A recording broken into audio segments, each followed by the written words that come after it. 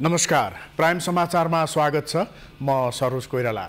सुरु गरौँ अहिलेसम्मका प्रमुख समाचारबाट।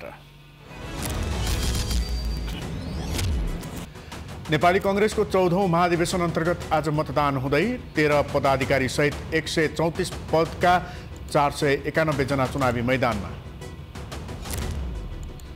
कांग्रेसको महाधिवेशनमा उम्मेद्वारहरूको भड्किलो प्रचार शैली, आचार संहिताको व्यापक उल्लङ्घन हुँदा पनि निर्वाचन समिति मौन।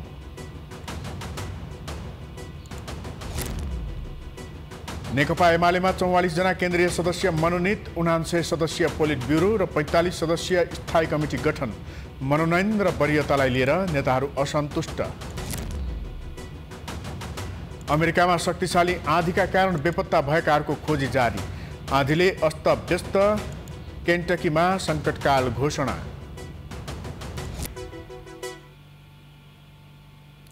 अब समाचार विस्तारमा। नेपाली कांग्रेसको नयाँ नेतृत्वका लागि आज मतदान हुँदैछ। बिहान 8 बजेदेखि बेलुकी 5 बजेसम्म राष्ट्रिय सभागृह र नेपाल पुलिस क्लबमा मतदान केन्द्र तोकिएको छ। केन्द्रीय कार्य समिति सदस्यका लागि 491 जना चुनावी मैदानमा उत्रिएका छन्।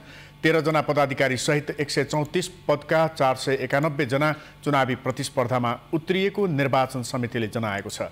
शनिबार 548 जनाले उम्मेदवारी दर्ता गरेका मध्ये आइतबार 61 जनाले आफ्नो मनोनयन फिर्ता लिएसँगै 491 जना चुनावी मैदानमा रहेका हुन्। सभापतिका प्रत्याशी युवराज नेउपाने, सहमहामन्त्रीका प्रत्याशी थारूतर्फ सुरेन्द्र प्रसाद चौधरी र 59 जना विभिन्न क्लस्टरका सदस्यका प्रत्याशीले मनोनयन फिर्ता लिएका छन्। सभापतिमा शेरबहादुर देउवा, विमलेन्द्र निधि, प्रकाश मानसिंह, डाक्टर शेखर कोइराला र कल्याण कुमार गुरुङको उम्मेदवारी परेको छ।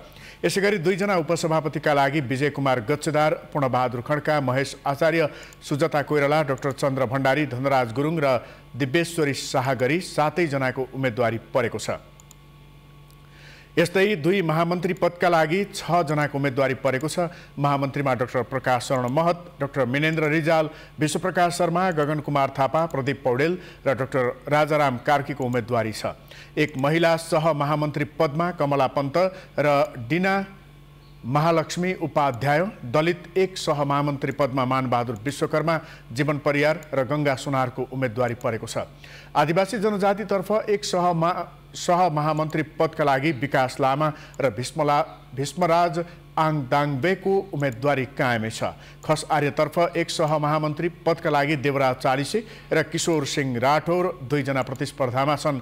मधेसीतर्फ एक सहमहामन्त्री पदमा रामकृष्ण यादव र महेन्द्र यादवको उम्मेदवारी कायम छ। रञ्जित कर्णले रामकृष्ण यादवलाई समर्थन गरेका छन्। मुस्लिमतर्फ एक सहमहामन्त्री पदका लागि फर्मुल्लाह मन्सुर र शेख वकिलको उम्मेदवारी छ। थारूतर्फ एक सहमहामन्त्री पदका लागि तेजुलाल चौधरी र उमाकान्त चौधरीको उम्मेदवारी छ। थारूतर्फबाट सहमहामन्त्री पदमा उम्मेदवारी दिएका सुरेन्द्र प्रसाद चौधरीले उम्मेदवारी फिर्ता लिएपछि 2 जना मात्र प्रतिस्पर्धामा छन्। पिछडिएको क्षेत्रबाट निर्वाचित हुने एक सहमहामन्त्री पदका लागि बद्रीप्रसाद पाण्डे, जीवनबहादुर शाही र चेतराज बजालको उम्मेदवारी पनि कायमै रहेको निर्वाचन समितिले जनाएको छ। महाधिवेशन प्रतिनिधिको संख्या जम्मा 4743 कायम रहेको छ।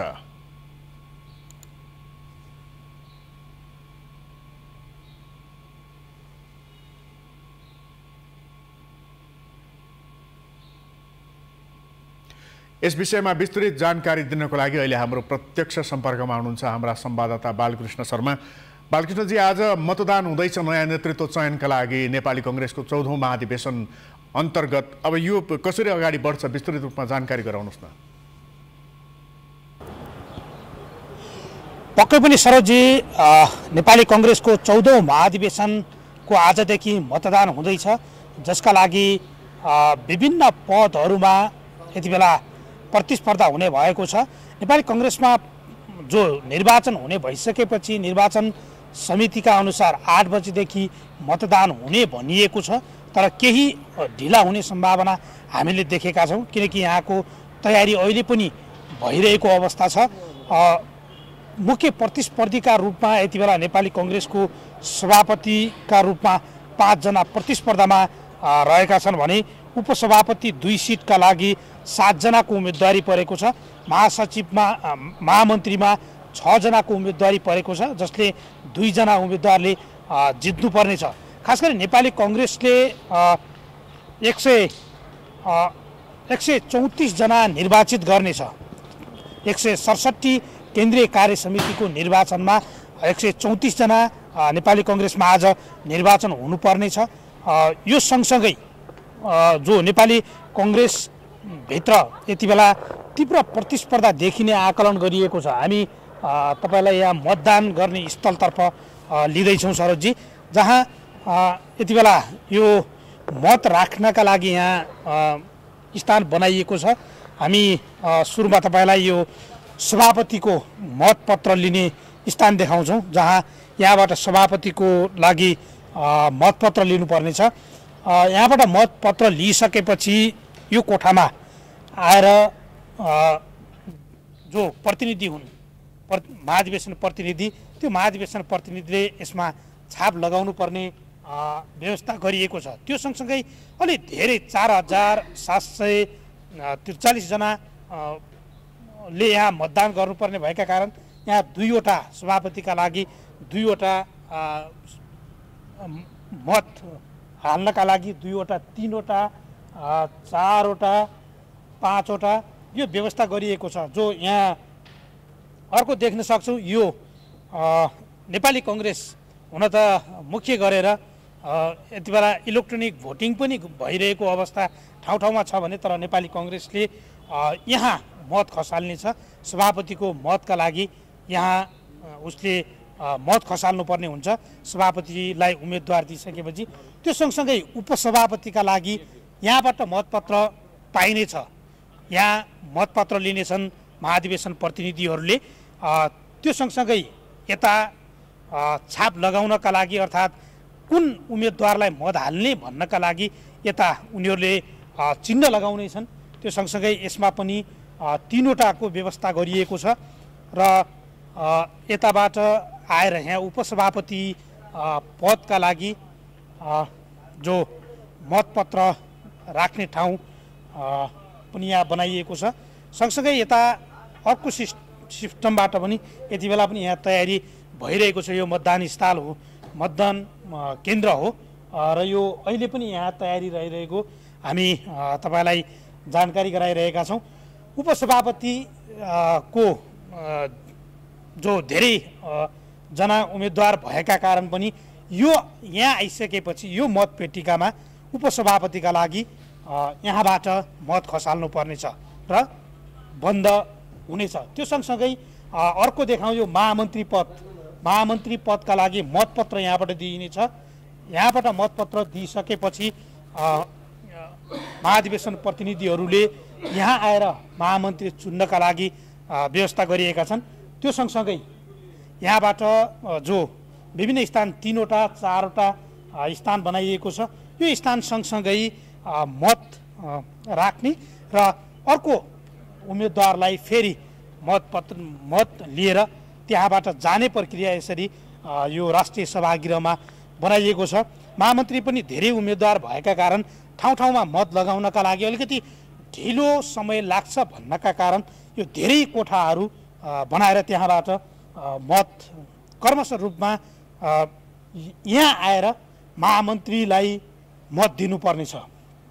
बालकृष्णजी, जस्तो तपाईँले जानकारी गराउनुभयो महामन्त्रीका पदका, जस्तो यहाँले जानकारी गराउनुभयो तयारी अहिले पनि चलिरहेको छ र तयारी केही ढिला हुनाले मतदान अलिकति ढिलो हुनसक्छ भनेर यहाँले जानकारी गराउनुभयो। अब के कुराको चाहिँ तयारी पुरा हुन बाँकी रह्यो? जस्तो मतदान गर्ने स्थल यहाँले देखाइसक्नु भएको छ, केही पुरा भएको छ, केही पुरा नभएको पनि देखिएको छ। अन्य के तयारी पुगेको छैन? के बाँकी छ काम गर्न? पक्कै पनि सरोजजी, यहाँ सुरक्षाकर्मीहरू भने आइसक्नु भएको छ र सुरक्षाकर्मीहरूले पनि लाइन कताबाट व्यवस्थापन गर्ने भन्ने एउटा तयारी गर्दै हुनुहुन्छ। त्यो बार लगाउँदै हुनुहुन्छ, किनकि निश्चित रूपमा महाधिवेशन प्रतिनिधिहरू सहज रूपमा भित्र आउनु भन्नका लागि उहाँहरूको तयारी पनि यति बेला भइरहेको छ भने यो मतपत्र राख्नका लागि पनि यति बेला केही कामहरू भइरहेको छ। यहाँ बत्ती राख्ने, किनकि राति अबेरसम्म मतदान हुने भएका कारण बत्ती राख्नेदेखि लिएर विभिन्न कामहरू यति बेला यहाँ पनि भइरहेको छ। कुर्सी व्यवस्थापन लगायतका कामहरू भइरहँदा महाधिवेशन प्रतिनिधिहरूको त्यति चहल पहल पनि बाहिर देखिएको छैन। हुन त यति बेला 7:15 भइसकेको छ, 8 बजेदेखि मतदान गर्ने भनिएको छ, तर पनि महाधिवेशन प्रतिनिधिहरूको चहल पहल पनि त्यति नदेखिएका कारण केही समयका लागि लम्बिन्छ कि भन्ने एउटा आशंका गर्न सकिन्छ सरोजजी। अब निर्वाचन आज हुँदैछ र सभापतिमा धेरैजना उम्मेदवार हुनुहुन्छ। यदि एकजनाले 51% नल्याएको खण्डमा फेरि पनि मतदान हुनेछ।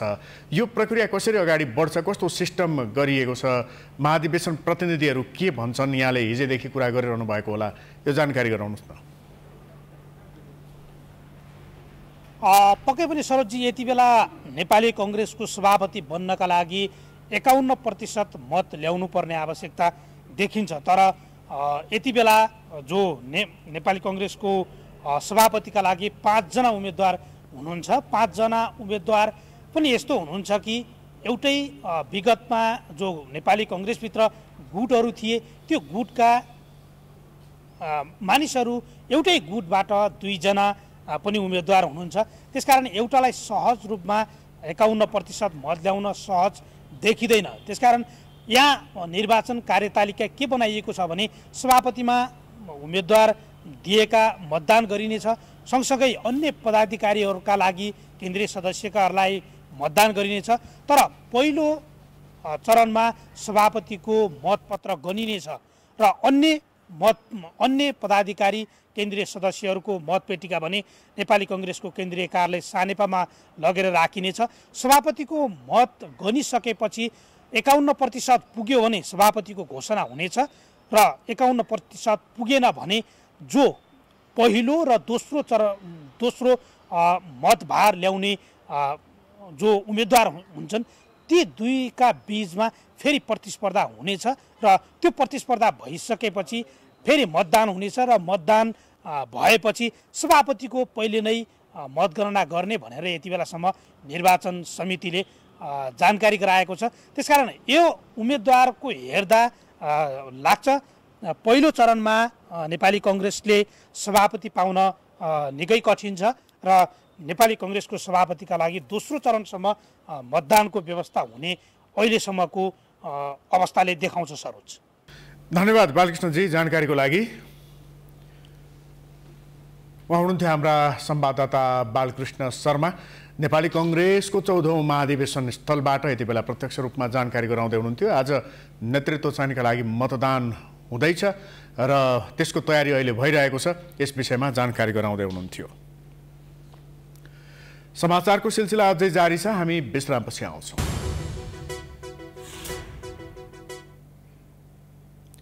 विश्रामपछि स्वागत छ। अब बाँकी समाचार। नेकपा एमालेको केन्द्रीय कमिटीको बैठकले 44 जना केन्द्रीय सदस्य मनोनित गरेको छ। बैठकले 45 सदस्यीय स्थायी कमिटी र 49 सदस्यीय पोलिट ब्युरो कमिटी पनि गठन गरेको छ।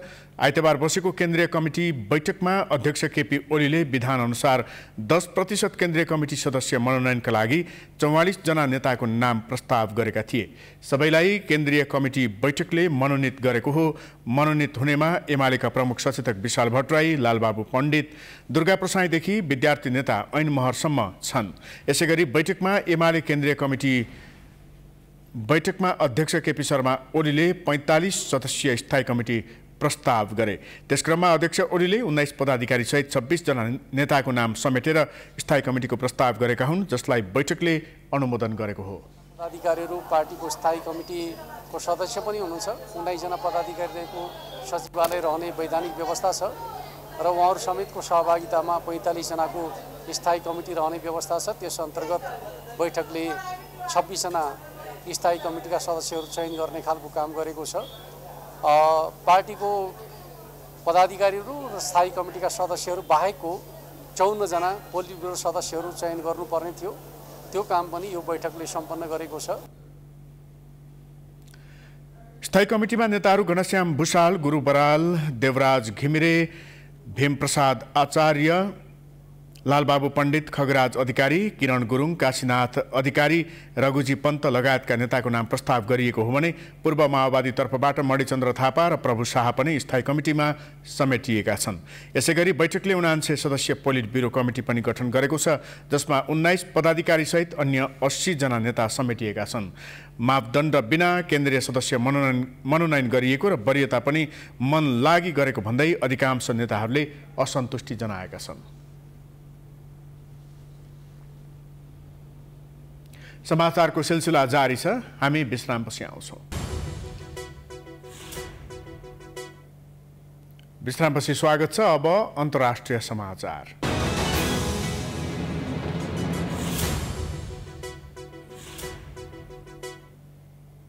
शक्तिशाली आँधीका कारण कम्तीमा 94 जनाको ज्यान गएको अमेरिकी राज्यका केही भागमा बाँचेकाहरूको खोजी कार्य जारी छ। दर्जनौं व्यक्तिहरू हराइरहेका छन् र पुरै शहर आँधीका कारण ध्वस्त अवस्थामा छन्। राष्ट्रपति जो बाइडेनले सबैभन्दा बढी प्रभावित राज्य केन्टकीमा आपतकाल घोषणा गरेका छन्। मैनबत्ती कारखानामा कम्तीमा 80 व्यक्तिको मृत्यु भएको छ। मर्नेहरूको संख्या 100 भन्दा माथि बढ्ने अनुमान गरिएको छ। केन्टकीका लेफ्टिनेन्ट गभर्नर ज्याक्लिन कोलम्यानले मृत्युको संख्या हरेक घण्टामा बढिरहेको बताएका छन्। उद्धारमा खटिएकाहरूले समेत यो प्रकारको विध्वंसात्मक आँधी अहिलेसम्म नदेखेको बताएका छन्।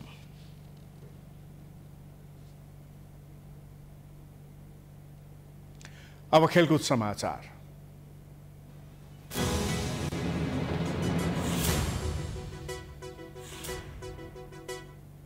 स्पेनिस ला लिगामा शीर्ष स्थानको रियल मड्रिडले एथलेटिको मड्रिडलाई 2-0 गोल अन्तरले हराएको छ। हामी समाचारको अन्त्यमा आइपुगेका छौँ। जाँदा जाँदै प्रमुख समाचार पुनः एकपटक। नेपाली कांग्रेसको 14औं महाधिवेशन अन्तर्गत आज मतदान हुँदै 13 पदाधिकारी सहित 134 पदका 491 जना चुनावी मैदानमा। कांग्रेसको महाधिवेशनमा उम्मेद्वारहरूको भड्किलो प्रचार शैली, आचार संहिताको व्यापक उल्लङ्घन हुँदा पनि निर्वाचन समिति मौन। नेकपा एमालेमा 44 जना केन्द्रीय सदस्य मनोनित, 99 सदस्यीय पोलिट ब्युरो र 45 सदस्यीय स्थायी कमिटी गठन। मनोनयन र वरियतालाई लिएर नेताहरू असन्तुष्ट। अमेरिकामा शक्तिशाली आँधीका कारण बेपत्ता भएकाहरूको खोजी जारी। आँधीले अस्तव्यस्त केन्टकीमा सङ्कटकाल घोषणा। समाचार अहिलेलाई सकियो। हेर्दै गर्नुहोला प्राइम टाइम्स HD। नमस्कार।